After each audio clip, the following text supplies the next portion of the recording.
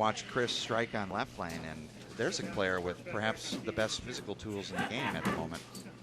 Oh, no question about it. You know, Chris has the most versatility of probably most players out here. You know, I'm going to put him in the equivalent grounds, obviously, with Norm Duke.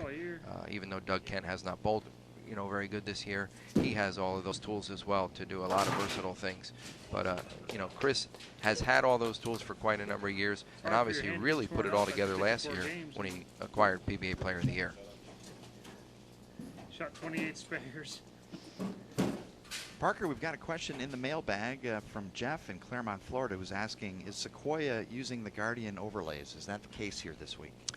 No, they're not. They put in brand new Brunswick synthetics, the latest lanes that are available out on the market right now, and basically it's the same surface that we bowled on last week at the Atonic Championship. So, you know, real fresh surface. We have wood approaches this week, which is the only difference between last week and this week, and you should see some similarities other than house characteristics from last week to this week. Barnes second frame on a strike and a late 10-pin.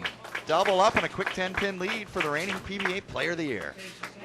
Notice the way the pins come off the sidewall here. They're a little bit livelier here than they were last week, and all the players have noticed that characteristic. So I would expect when players do get lined up this week, you're going to see the scores have a tendency to be a little bit higher than they were last week when we were in Indianapolis. Barnes takes a 10-pin lead going here into the third frame right now. A great release, smooth, great off his hand, opening turkey for Barnes. A little higher flush than probably what he wanted to get there.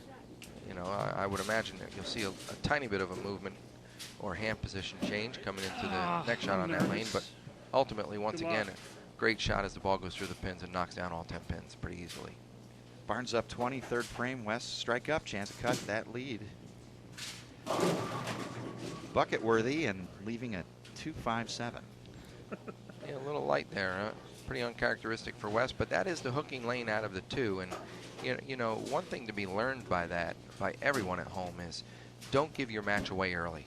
When you watch the great players, they're going to get lined up to go light. They know that they have a chance to break things down or strike more so by going light. Because once they go through the nose and leave that 4-6 and company, that's pretty much death do you over at that point. And a great spare. Malott on the 2.57.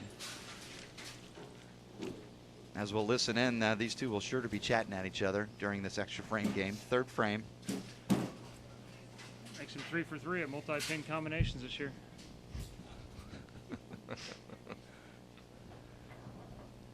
Wes Malott up in the fourth. On the Scorpion that he knows so well, he won on it last week. Strike in the fourth for Malott. And you don't think he's afraid to get up and throw a shot on that, do you? Very at home with the Scorpion pattern. Parker, Jesse from Washington would like to know what bowling balls are in play today. Well, Chris being on the Columbia staff, I don't exactly know the bowling balls that he is using.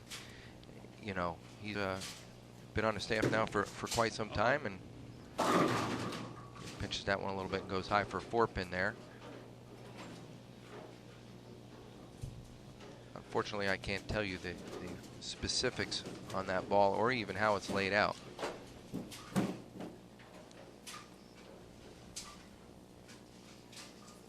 Barnes, of course, the reigning PBA Player of the Year, makes short work of the 4-pin. 19-pin lead for Barnes. Fourth frame in this extra frame game, live from the Sequoia Pro Bowl in Columbus, Ohio. It's Mike J. Laneside with PBA Hall of Famer Parker Bone III and producer-director Jeff Mark. Barnes in the fifth. That was pretty premier high flush right there. Doesn't get much better than that. No. Every player's premier spot. Sweet off the paw all the way to the pocket.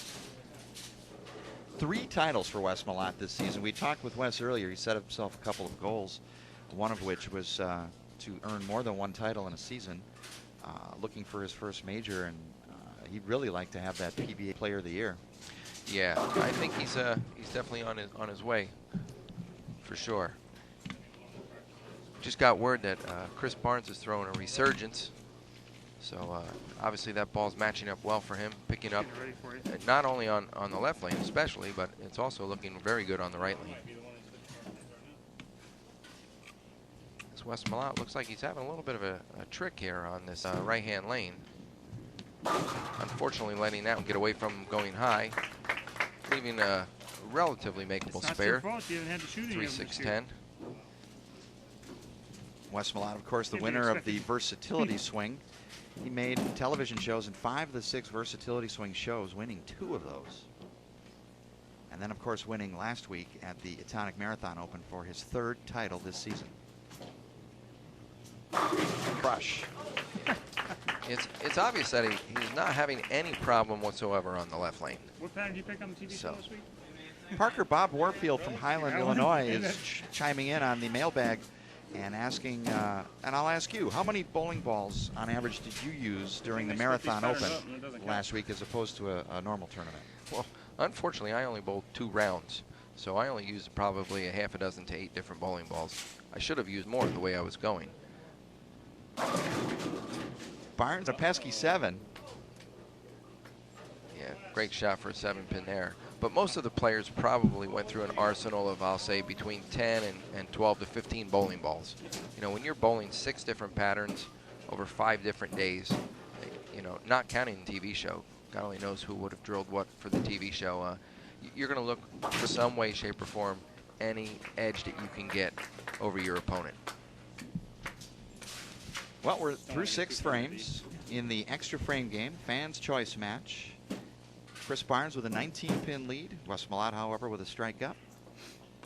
Expect Wes to find this right-hand lane very soon. But Chris is pretty comfortable over here on the left lane, so another pretty high flush shot on the left lane. I don't think either player minds bowling on the Scorpion right now. They're both kind of seeing that one. I expect Wes to get dialed in here, and well, he better get dialed in soon. He's only got 2 more shots left on this right-hand lane, and he really needs to make one of them connect. Reminder that the left lane has been oiled with the Scorpion pattern, the right lane on the Viper, and here's Wes on the Viper. That's more characteristic of the Wes Malott that we know out here. Obviously, Wes has thrown a roto grip. I'm going to say that it looks like he's got a cell out there right now. That's what he's seeing the lane with the best. It appears that he's bowling, rolling the same ball in both lanes. And just that quickly, he's up on the left line, strike to take the lead in this match. It is amazing. You give him an inch, he's going to take a yard. Malott for the lead. Crush. Turkey. Big surprise. I think it's on right now. Game on.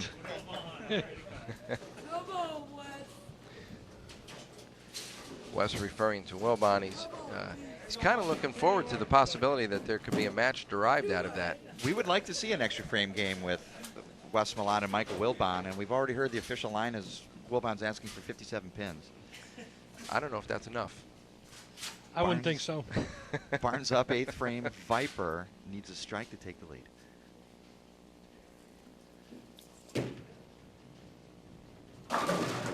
There's that same leave that we had in the last frame. I was going to say that was pretty much a duplicate replay of the last shot on that lane for him.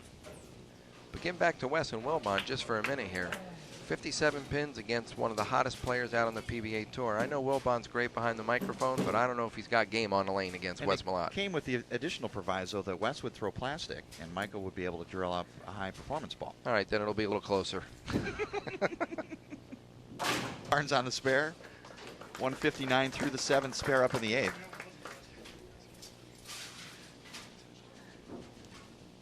You might be 2 pins closer with a high-performance ball in the hands of an ESPN broadcaster. Yeah, exactly. But it just speaks to the nature of the conversation that was started through